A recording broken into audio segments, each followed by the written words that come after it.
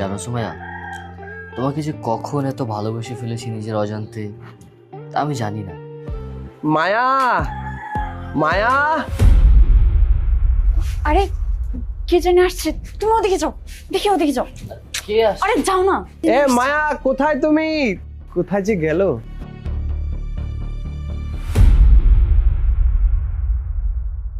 আরে মায়া, সারপ্রাইজ কেমন দিলাম? কি অবস্থা, তুমি ভালো আছো? হ্যাঁ, আমি ভালো আছি। মায়া, তোমার কি মন খারাপ? তুমি এভাবে কথা বলছো কেন? তাছাড়া আমি এতদিন পরে আসলাম, তুমি একটু হাসি খুশি থাকবে, তার মানে বুঝলাম না, তুমি কি অসুস্থ? না না, আমি অসুস্থ না, আমি ঠিক আছি। আমি অবাক হচ্ছি, মানে তুমি। আরে ভাইয়া, ভাইয়া তুমি আসছো? আরে কি অবস্থা বোন, তুই ভালো আছিস? আমার জন্য কি আনছো ভাইয়া? অনেক কিছু আনছি বোন, তুই এক কাজ কর, ব্যাগটা এগুলো ঘরে নে তো, ধর। চলো ঘরে চলো।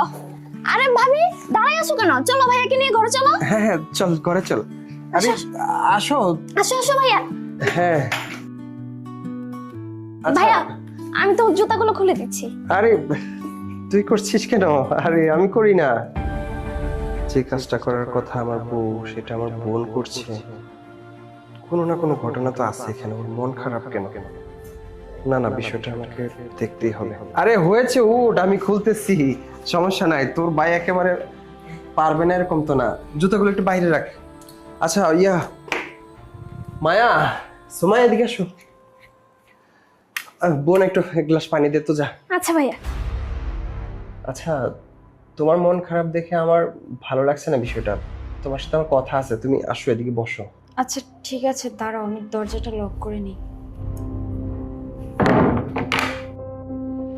আচ্ছা, আমার আমার কাছে কি মনে হচ্ছে জানো, আমি আসতে, মানে তোমার কি মন খারাপ না?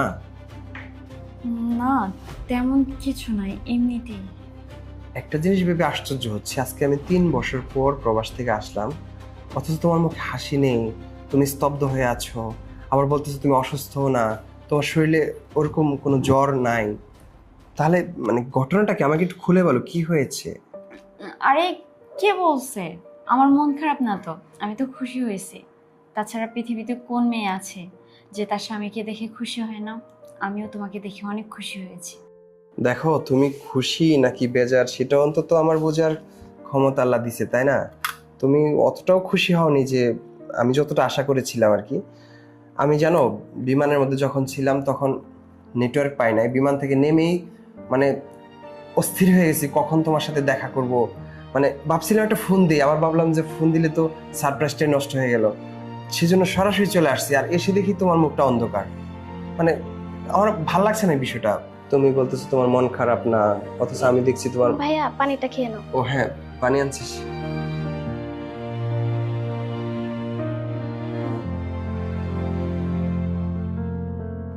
আচ্ছা, আর খাবো না। আরে কোথায় যাচ্ছো? তুমি এত দূর থেকে আসছো, রান্না বান্না তো করতে হবে, রান্না করতে যাচ্ছি। মানে শেষ?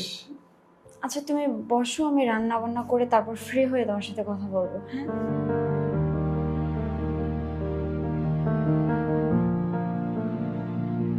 কিছুতে একটা ঝামেলা আছে, এরকম তো হওয়ার কথা না। ঝামেলাটা আমাকে খুঁজে বের করতেই হবে। ফারিয়া, এদিকে আয় তো। জি ভাইয়া, ডাকতেছো আমাকে? হ্যাঁ এদিকে আয়। হ্যাঁ বলো। আচ্ছা, ওই যে আমার ব্রিফকেসটা আর হচ্ছে আমার জামা কাপড়ের ব্যাগটা যেন কোথায়, আমার বেডরুমে নিয়ে আয় তো। আচ্ছা যাও তুমি। আচ্ছা আয়।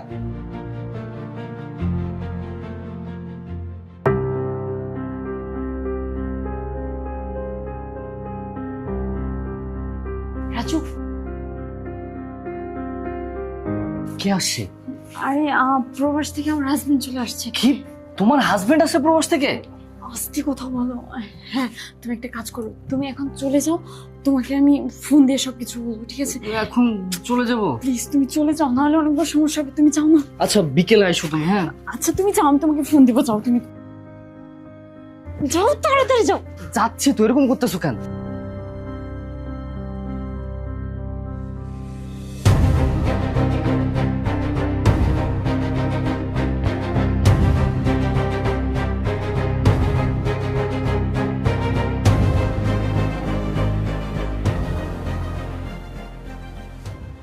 হ্যালো মা। হ্যালো, কেমন আছিস মা? হ্যাঁ মা, ভালো আছি। মা, একটা সমস্যা হয়ে গেছে। কি সমস্যা বল? মানে মা, তোমার জামাই হঠাৎ না বলে দেশে চলে আসছে। কি বলিস তুই? জামাই দেশে চলে আসছে? তাহলে তো আমরা বিপদে পড়বো। আমাদের প্ল্যান তো সাকসেস হবে না।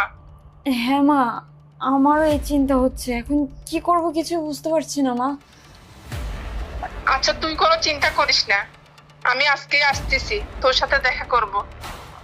আচ্ছা ঠিক আছে মা, তাহলে এখন রাখি। আচ্ছা ঠিক আছে মা।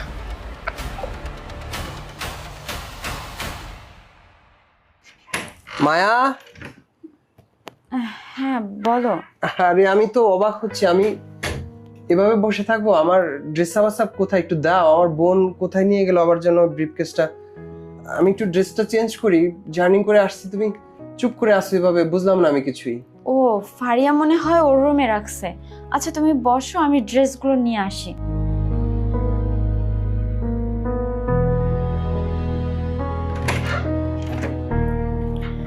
এই যে নাও, এটা পরে নাও। আর আমি ওদিকে রান্না বসাইছি, তো রান্নাটা শেষ করে আসতেছি।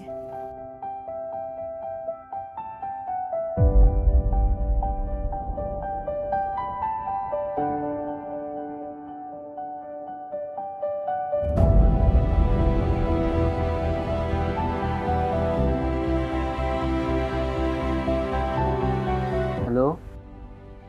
হ্যালো রাজু। রাজু, কোথায় তুমি? আচ্ছা শোনো, তোমার সাথে আমার এমার্জেন্সি কিছু কথা আছে, তুমি আমার সাথে দেখা করো। আচ্ছা ঠিক আছে। আচ্ছা তাহলে কালকে দেখা করি। ওকে।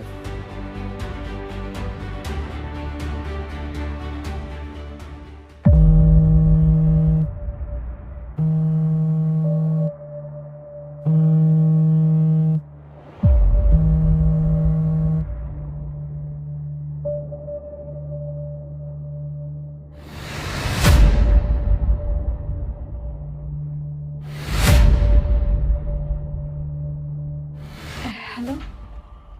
আরে তুমি এত রাত্রে ফোন দিছো কেন? তুমি জানো না এই সময় আমার হাজবেন্ড আমার পাশে থাকে? আচ্ছা কিসের জন্য ফোন দিছো বলো? আরে আমি বলছি তো, আমি কালকে তোমার সাথে দেখা করব। আচ্ছা ঠিক আছে, আমি দেখা করব কালকে। তুমি বাদাম গাছের নিচে এসো, ওইখানে আমি দাঁড়িয়ে থাকবো তোমার জন্য।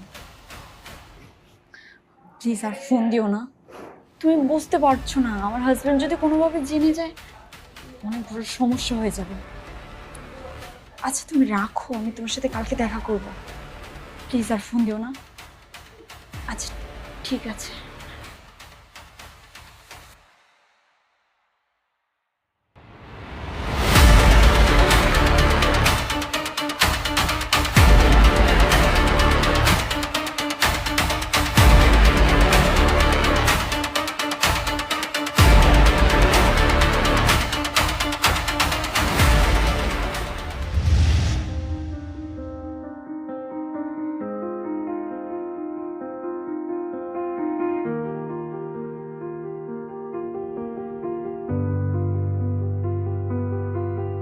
রাজু, তুমি আসো, বসো।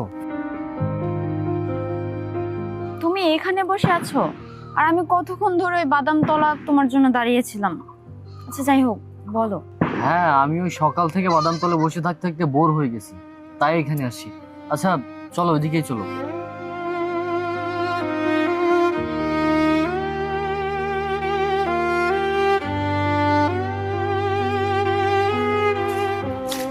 কি গরম বুঝছো, গরমে একদম সিদ্ধ হয়ে যাচ্ছে না। আচ্ছা এখানে বসো। আচ্ছা শোনো, তোমাকে আমি যে জন্য ডাকছি, তোমার সাথে আমার রিলেশনশিপ 1 বছরের। আর তাছাড়া আমার হাজবেন্ড যে এইভাবে হুট করে প্রবাস থেকে চলে আসবে, এটা আমি বুঝতে পারিনি। তাছাড়া আগের মতো তোমার সাথে আমি দেখাও করতে পারছি না, আর আমার বাসায়ও তোমাকে নিতে পারছি না। আমি কি করব কিছুই বুঝতে পারছি না। তাছাড়া আমার হাজবেন্ড যদি কোনোভাবে জেনে যায় যে তোমার সাথে আমার একটা সম্পর্ক আছে, তাহলে কি যে হবে, আমি সেই চিন্তায় বাঁচতেছি না। জানি, এখন আর কি বলবা, ওই তো বলবা, সবাই এগুলোই বলে। আর তুমি তো তোমার হাজবেন্ড নিয়ে ঘুমাচ্ছ খুব সুখে শান্তিতে, তাই না? আদর সোহাগ কত ভালোবাসা, এখন তো আমার কথা তোমার মনেও নেই। এগুলোই বলবা 2 দিন পরে, এখন তো কথা বলতেছো যাও, 2 দিন পরে তো আমার নামটাও তোমার মনে থাকবে না। এই হচ্ছে তোমাদের প্রবাসী বউদের কাণ্ড। রাজু, তুমি এসব কি বলছো? হ্যাঁ, আমি মানছি সে আমার হাজবেন্ড, সে প্রবাস থেকে আসছে, কিন্তু এখন পর্যন্ত আমি আমার হাতটা ওকে ধরতে দেইনি। রাজু, আমি তোমাকে ভালোবাসি। তুমি এমন করছো কেন? তুমি আমার কথা বিশ্বাস করো। কি ভালোবাসো, তাই না? দেখতে তো পাচ্ছি ভালোবাসা তোমার, কেমন ভালোবাসা। আচ্ছা যাই হোক, এসব কথা ছাড়ো। এখন যেহেতু তোমার হাজবেন্ড চলে আসছে, এখন তো আর তুমি আমাকে সময় দিতে পারবে না, আমার কাছেও আসতে পারবে না, তোমার বাসায় আমি যাইতে পারবো না, কল দিলে কল রিসিভ করতে পারবে না। তো এক কাজ করো, তুমি বরং তোমার হাজবেন্ডের সাথেই থাকো, আমি আমার মতো থাকি, এটাই ভালো হবে। রাজু, তুমি এসব কি বলছো? আমাদের এতদিনের সম্পর্ক তুমি এইভাবে নষ্ট করে দিবে? তাছাড়া আমি তোমাকে ভালোবাসি, আমি তোমাকে ছাড়া থাকতে পারবো না। দরকার হলে আমি আমার হাজবেন্ডকে ছেড়ে দিব, তারপর আমি তোমাকে চাই। আমি সত্যি তোমাকে অনেক ভালোবাসি রাজু, তুমি বোঝার চেষ্টা করো। তুমি এগুলো কেন বলছো? আমি তোমাকে ছাড়া একটুও থাকতে পারবো না। শোনো সুমায়া, এখন আর এসব কথা বলে কোনো লাভ নাই। আর তুমি যে আমারে বলতেছো তোমার নিয়ে পালায় যাওয়ার জন্য, আমি একটা বেকার ছেলে, কোনো কাজকর্ম করি না, কোনো চাকরি বাকরি করি না, বাবার ঘরে বসে বসে খাই, নিজের হাত খরচই তো নিজে চালাতে পারি না। তোমারে নিয়ে আমি কই রাখবো, কি খাওয়াবো, কি পড়াবো? দেখো, এতদিন আমার সাথে রিলেশন করছো ভালো কথা, কিন্তু এখন আমি এই মুহূর্তে তোমাকে নিয়ে আমি কোথাও যাইতে পারবো না। তোমার হাজবেন্ড আসছে বিদেশ থেকে, তুমি বরং ওর সাথে সংসার করো, ওকে সময় দাও, আমার দ্বারা পসিবল না। দেখো রাজু, আমি জানি তুমি বেকার, তবে একটা কথা কি জানো, আমার হাজবেন্ড প্রবাস থেকে আসার সময় আমার জন্য অনেক স্বর্ণ গয়না টাকা পয়সা নিয়ে আসছে। তার চেয়ে বরং একটা কাজ করি, ওগুলো নিয়ে তোমার সাথে আমি চলে যাই, তারপর তুমি ওইগুলো বিক্রি করে একটা ব্যবসা বাণিজ্য করবে, তারপর আমরা দুজনে সুখে শান্তিতে সংসার করবো। প্লিজ রাজু, তুমি আমাকে এইভাবে ছেড়ে দিও না। আমি তোমার কাছে রিকোয়েস্ট করতেছি, আমি তোমাকে ছাড়া একটু ভালো থাকবো না। প্লিজ রাজু, তুমি আমার কথাটা রাখো, চলো আমরা দুজনে পালিয়ে যাই। দেখো, তুমি যেহেতু এত করে বলতেছো, এত টাকা পয়সা স্বর্ণ গয়না নিয়ে আসছে, তো আমার আর কোনো আপত্তি নাই। চলো আমরা পালায়ে যাই, ওই টাকা পয়সা দিয়ে যে কোনো একটা ব্যবসা বাণিজ্য করলাম, নাহলে একটা চাকরি বাকরি করলাম। হ্যাঁ, কি বলো? হ্যাঁ, সেটাই ভালো হবে। তুমি আমাকে পেলে আর আমিও তোমাকে পাবো, আমাদের মাঝখানে আর কাটা হয়ে কেউ দাঁড়াতে পারবে না। তারপর আমরা বাকি জীবন সুখে শান্তিতে সংসার করব। হ্যাঁ, আমরা সুখে শান্তিতেই থাকবো দুজনে।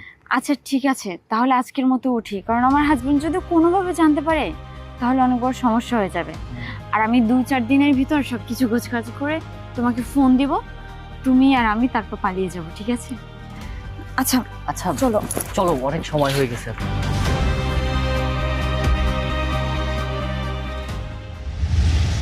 আরে কোথায় গিয়েছিলে? ইয়ে মানে একটু বাজারে গেছিলাম, পেটে না না ওই যে বুকে ব্যথা, এর জন্য ডক্টরের কাছে গেছিলাম। পেটে আবার বুকে, মানে কোনটা আগে ব্যথা করে সেটা আগে নির্দিষ্ট করে নাও। আর এভাবে ভয় পাচ্ছ কেন? মানে কিছু একটা লুকাচ্ছ মনে হয়। আরে না না, লুকাবো কেন? আসলে হয়েছে কি, ওই যে আমার অনেক কাশি তো, এর জন্য বুকে ব্যথা করছিল, তাই ডক্টরের কাছে গেছিলাম। আচ্ছা যাই হোক, তুমি থাকো, আমি ফ্রেশ হতে যাচ্ছি। হ্যাঁ হ্যাঁ ঠিক আছে, ফ্রেশ হয়ে নাও, অনেক কষ্ট করে আসছো। ঠিক আছে।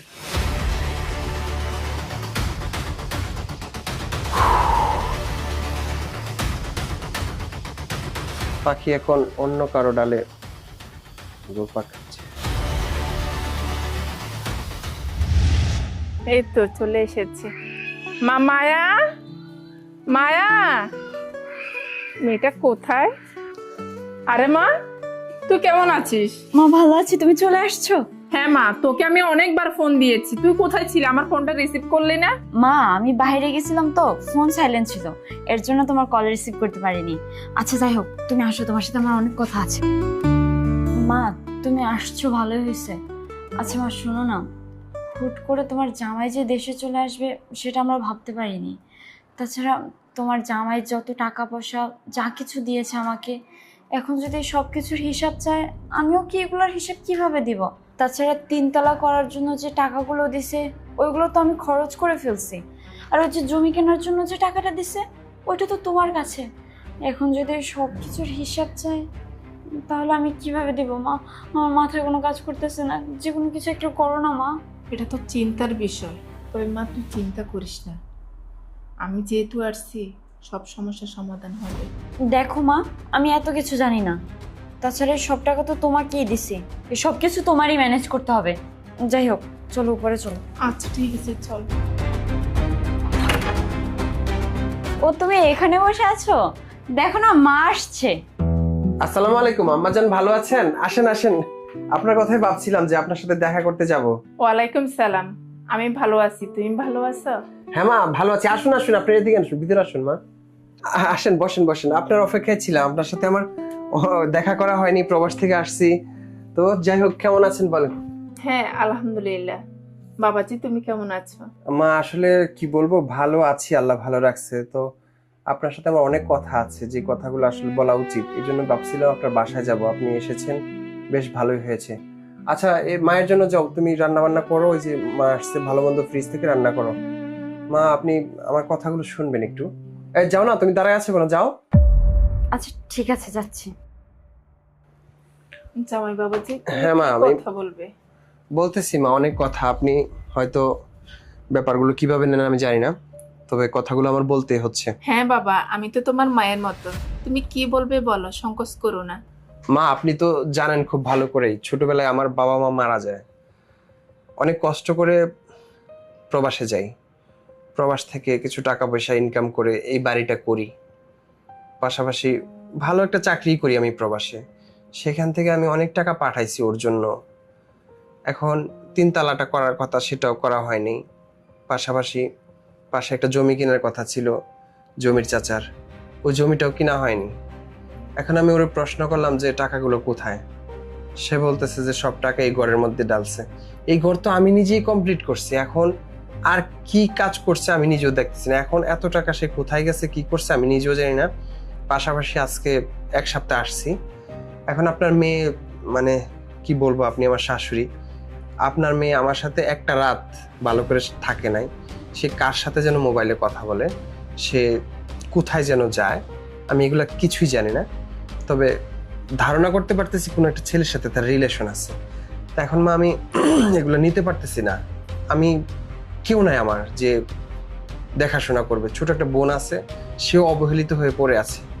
তাকেও নাকি সে যা তা ব্যবহার করে, তার লেখাপড়াটাও নাকি বন্ধ করে দিছে। এত কিছু আমি কিছুই জানতাম না, কিন্তু বাসায় এসে যখন এগুলো দেখলাম না, আমি আর নিতে পারতেছি না। এই জন্য ভাবলাম যে আপনার সাথে আমি দেখা করতে যাব। কিন্তু আপনি আসছেন, ভালো কথা, আপনার মেয়ের একটা সিদ্ধান্ত দিয়ে যাবেন। আচ্ছা বাবা, তুমি কোনো চিন্তা করো না, আমি যেহেতু আসছি এটার এই সমস্যার সমাধান করেই যাব। আমি একটু সামনে যাই, ওর সাথে কথা বলে আসি। আচ্ছা ঠিক আছে।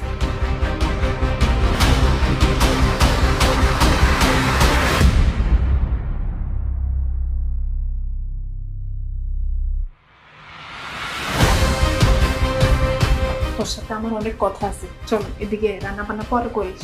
আরে মা, কি কথা বলো? অনেক কথা, জামাই বাবাজি টাকা পয়সার কথা বলতেছে। আয়।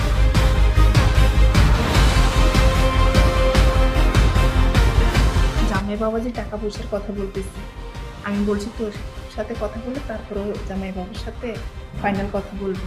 তুই তো আমাকে 15 লাখ টাকা দিচ্ছিস, তাহলে আর 10 লাখ টাকা কি করছিস? জামাই যে টাকার কথা বলতেছে, টাকা কি করে হিসাব দে আমাকে, তাহলে আমি জামাইকে হিসাব দিতে পারবো। ইয়া মানে মা, তোমাকে তো আমার বলা হয়নি।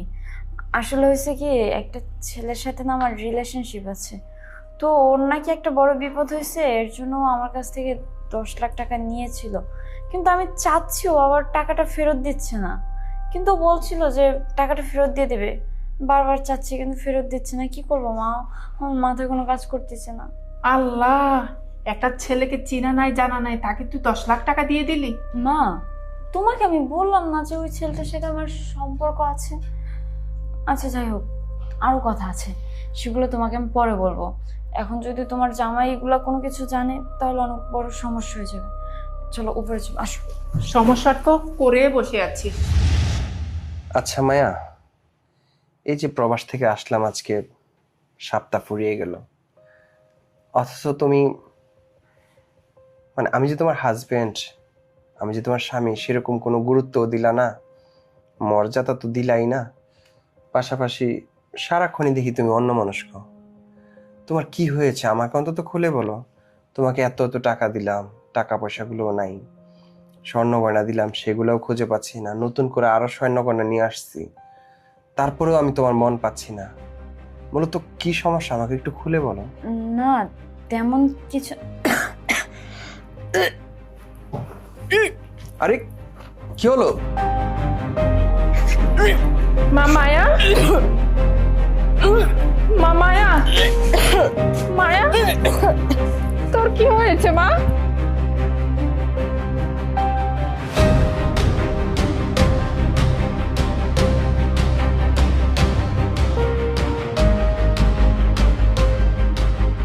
মা,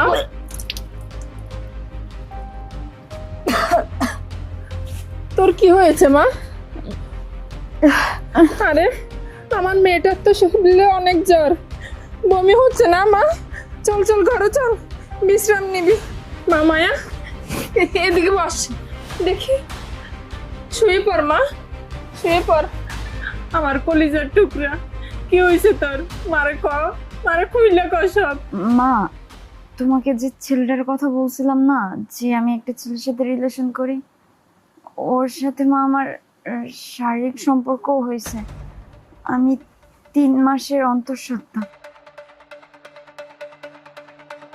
তুই এসব কি বলছিস? জামাইকে কি বলবো?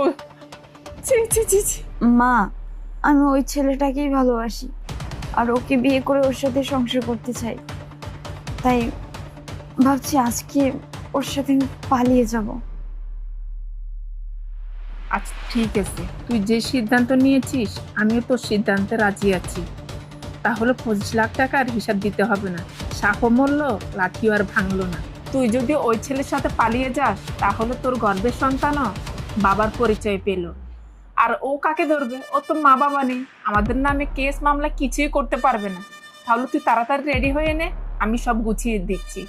তুই যাবি ওই ছেলের সাথে, আমি যাব আমার বাড়িতে, ঠিক আছে? এই তো লক্ষ্মী মা আমার, এর জন্যই তো তোমাকে আমি এত ভালোবাসি। ভাইয়া, তুমি এখানে? ভাইয়া, তোমার সাথে একটা কথা আছে। আরে কি কথা? ভাইয়া, আমিও নিচের রুমের পাশে দিয়ে যাচ্ছিলাম, তখন শুনতে পাচ্ছি যে ভাবি আর ভাবির মা ওরা বলতেছে ভাবি নাকি তোমার টাকা পয়সা স্বর্ণ গয়না সবকিছু নিয়ে নাকি একটা ছেলের সাথে পালাই যাবে, আর ওই ছেলের বাচ্চাও নাকি ভাবির পেটে। ভাইয়া, আমি নিজ কানে শুনছি, এই জন্য তোমাকে বলতে আসলাম। আর ভাবি যে এগুলো করতেছে, ওই সব কিছুতেই ভাবির মা ভাবিকে সাহায্য করতেছে। মারাত্মক সমস্যা রে। আচ্ছা একটা কাজ কর, তুই আমি যা বলি তুই তাই কর, ঠিক আছে? তাদেরকে পালানোর সুযোগ দে। তুই এদিকে এদিকে আমার কথা শোন।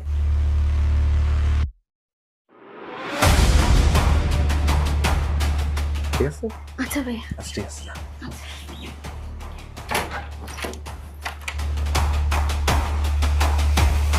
মা, তোমার জামাই নিয়ে আসো। ধৈর্য লক্ষ্য।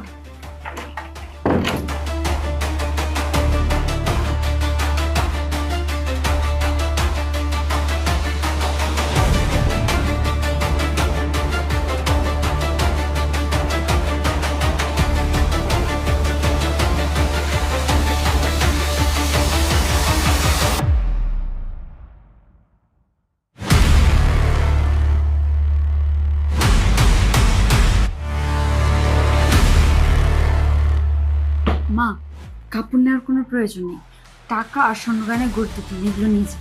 ঠিক কথা বলেছিস।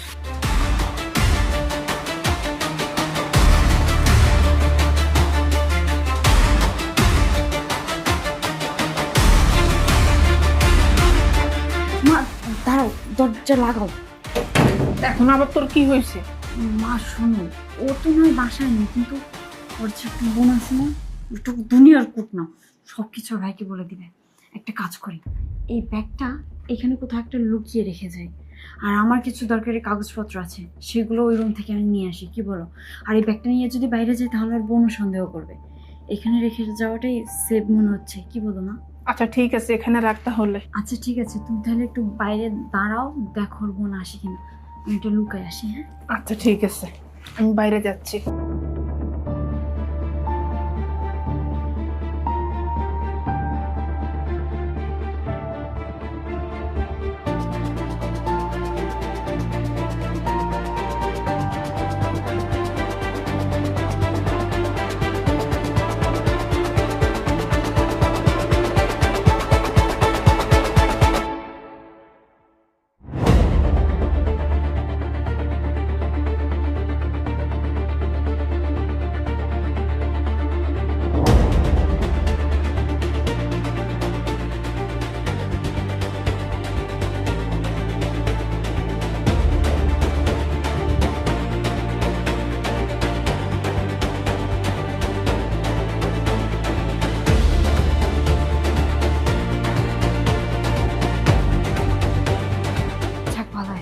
ওদিকে কাগজপত্র জামা কাপড় সব কিছু রেখে শুধু ব্যাগটা নিয়ে বেরোতে।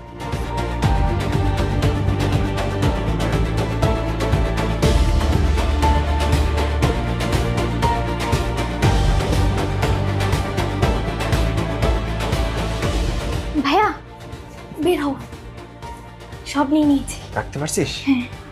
আর ওরা গেছে? হ্যাঁ হ্যাঁ চলে গেছে। আল্লাহ, এভাবে কত প্রবাসীর জীবন থেকে টাকা পয়সা অর্থ সম্পদ হাতিয়ে নেয়। সবচেয়ে খারাপ হচ্ছে ওর মা। ওর মার ইন্ধনে এই মেয়েটা খারাপ হয়েছে। আচ্ছা যাই হোক, আমি এটা শেষ পরিণতি দেখতে চাই। তুই এক কাজ কর, টাকাগুলা তোর রুমে লক করে রেখে দে যা। আচ্ছা ভাইয়া। আমি দেখি ওদের পিছনে পিছনে যাবো।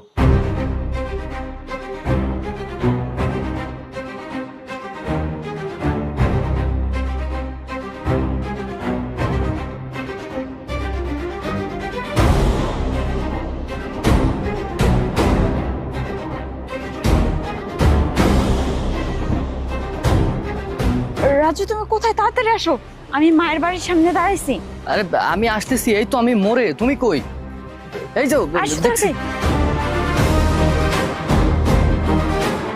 এই সবকিছু নিয়ে আসো তুমি? হ্যাঁ সবকিছু নিয়ে আসছি, আগে কই, এখান থেকে দেখি চলো। এদিকে আমার কাছে দাও। আচ্ছা পরে দেখো, আমার হাজবেন্ড না হলে এখানে চলে আসবে। চলো তাড়াতাড়ি যেতে হবে এখান থেকে। আচ্ছা দ্রুত চলো। হ্যাঁ চলো। আর শোনো, আমরা কিন্তু এখান থেকে ইন্ডিয়া চলে যাবো, হ্যাঁ না হলে অনেক বড় সমস্যা হতে পারে। হ্যাঁ আমরা তো দেশের বাইরে চলে যাব, আর তার আগে এই এলাকাটা পার করতে হবে। আর যেই টাকা পয়সা নিয়ে আসছো এটা অনেক দিন আমরা চলতে পারবো। চলো। হ্যাঁ চলো।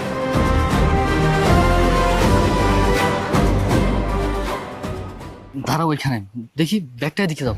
টাকা পয়সাগুলো আগে দেখে জেনে বুঝে নেই, না হলে আবার রাস্তাঘাটে পুলিশ ধরলে অনেক সমস্যা হয়ে যাবে। এতগুলো টাকা পয়সা স্বর্ণ গয়না কই থেকে আনছি জবাবদিহিতা করতে হবে না? আর ব্যাগ এত হালকা কেন? টাকা কই রাখছো? দেখো ওই পকেটে রাখছি।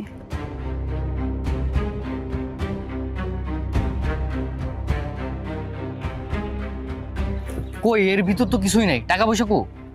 আরে আমি তো এটাতেই আনছি, টাকা কোথায়? তুমি কি আমার সাথে ফাইজলামি করতেছো? আরে আমি কেন তোমার সাথে ফাইজলামি করবো? হায় আল্লাহ, তার মানে কি আমি টাকা পয়সা বাসায় রেখে আসছি? কিন্তু বাসায় কিভাবে রাখবো? আমি তো নিজের হাতে এটার ভিতর রাখছি। এই তুমি টাকা পয়সা স্বর্ণ গয়না কোনো কিছু না এনে আমার সাথে ফাইজলামি করতেছো খালি ব্যাগ দিয়ে? হ্যাঁ আমি চাইছিলাম যে তুমি টাকা পয়সা আনলে তোমার সাথে সংসার করবো, পালায় অন্য জায়গায় চলে যাবো, কিন্তু খালি ব্যাগ নিয়ে আসো। এটা দিয়ে আমি কি করব? আমি একটা বেকার ছেলে, তুমি জানো না? আমি পারবো না তোমার সাথে যাইতে। তুমি তোমার রাস্তা মাপো, আমি আমার রাস্তা দেখতেছি। আমার পিছন পিছন তুমি আসবে না। রাজু তুমি এসব কি বলছো? হয়তো আমি মনে ভুলে টাকা রেখে আসছি, আর এর জন্য তুমি আমাকে ছেড়ে যাবে? দেখো রাজু তুমি এমনটা করো না, আমি সবকিছু ছেড়ে তোমার কাছে চলে আসছি। এখন যদি তুমি আমাকে মাঝ রাস্তায় এইভাবে ফেলে রেখে যাও তাহলে আমি কি করব? প্লিজ রাজু তুমি আমার কথাটা শোনো, তুমি আমাকে রেখে যেও না। দেখ তোর আমি আর কোনো কথাই শুনতে চাই না। তুই আমার সাথে এক প্রকার প্রতারণা করছিস, আর তোর মতো প্রতারকের সাথে আমি থাকবো? একটা সেকেন্ড আমি তোর সাথে থাকতে পারবো না। যা সর। দেখো রাজু তুমি আমাকে এইভাবে মাঝ রাস্তায় ফেলে যেও না, আমার গর্ভে তোমার সন্তান আছে।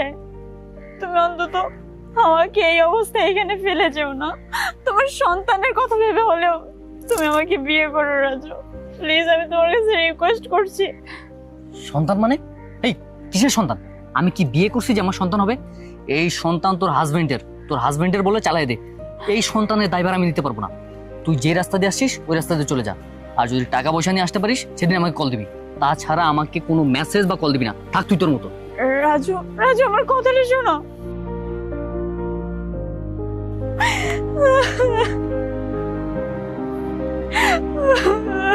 হে আল্লাহ, আমি এখন কি করব?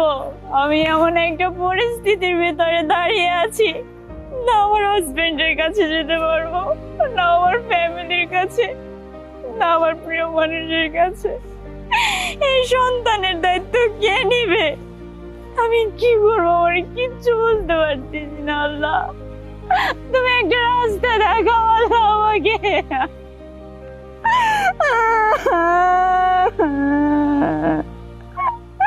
আল্লাহ তুমি একটা রাস্তা দেখাও। আল্লাহ রাস্তা দেখাবে তোমাকে? আরে তুমি এখানে? দেখো মায়া, আমি সবকিছুই জানি। আমি সবকিছু জেনে বুঝে চুপ ছিলাম যে তোমার কি শেষ পরিণতিটা হয়। আমি প্রবাস থেকে আসার পরেই তুমি মন খারাপ করে থাকতা, আমি ঘুমিয়ে থাকতাম, তুমি মোবাইলে কথা বলতা। একদিন তোমার বয়ফ্রেন্ডের সাথে দেখা করতে গেলে আমি লুকিয়ে লুকিয়ে সবকিছুই দেখেছি। তুমি আমার স্বর্ণ গয়না নিয়ে সবকিছু নিয়ে যখন পালাচ্ছিলে, ঠিক তখন আমার ছোট বোন স্বর্ণ গয়না টাকা পয়সা সবকিছু রেখে দিয়েছে। শেষ পর্যন্ত কি হলো, আমি তোমাকে বোঝাতে চেয়েছিলাম যে দেখো, বয়ফ্রেন্ডের আশা করে তুমি হাজবেন্ডের বাত শেষ করে দিলা। তুমি বয়ফ্রেন্ডও হারালে, হাজবেন্ডও হারালে। দেখো, প্রবাসীর বউকে শুধুমাত্র একটা ছেলে ভালোবাসে টাকা পয়সার জন্য, দেহ বুক করার জন্য। শেষ পর্যন্ত দেখো, সে টাকা পয়সা পেল না, চলে গেল। এটা হচ্ছে প্রবাসী বউয়ের সাথে প্রেম করার মজা, বুঝছো? টাকা পয়সা পায়। আর এর আগেও তুমি অনেক টাকা দিয়েছো, 10 লক্ষ টাকা, আমি সেটাও শুনেছি। তোমাকে আর কিছু বলার নেই। এই তোমার মতো আমার মতো হাজারো প্রবাসীর বউ এভাবে পরক্রিয়ায় লিপ্ত হয়ে জীবন শেষ করে দিচ্ছে, প্রবাসীদের ভবিষ্যৎ নষ্ট করে দিচ্ছে। শুধু তোমার মতো প্রবাসীদের বউ, সকল প্রবাসীর বউ এক না, তবে তোমাদের মতো প্রবাসীর বউদেরকে আরো শাস্তি দেওয়া উচিত ছিল। আজকে দেখো, আমার অনেক টাকায় তুমি নষ্ট করেছো। আজকে আমার বাবা মা নেই, আমার মায়ের মতো জানতাম তোমার মাকে। শেষ পর্যন্ত তোমার মা তোমার জীবনটা নষ্ট করার জন্য উনি দায়ী ছিল। যদি উনি প্রশ্রয় না দিত, তাহলে হয়তো তোমার জীবনটা এরকম হতো না। দেখো, আমার যা গেছে গেছে, তা নিয়ে আফসোস করি না। আমি যা হারিয়েছি তার চেয়ে বেশি কিছু তুমি হারিয়েছো। আমি যতটুকু ঠকেছি তার চেয়ে দ্বিগুণ ঠকেছো তুমি। তুমি আমাকে ঠকাওনি, নিজেকে ঠকিয়েছো। যাই হোক, ভালো থাকো, তোমার জন্য দোয়া রইল। আর আমার সাথে তোমার ডিভোর্স হয়ে যাবে খুব অচিরেই।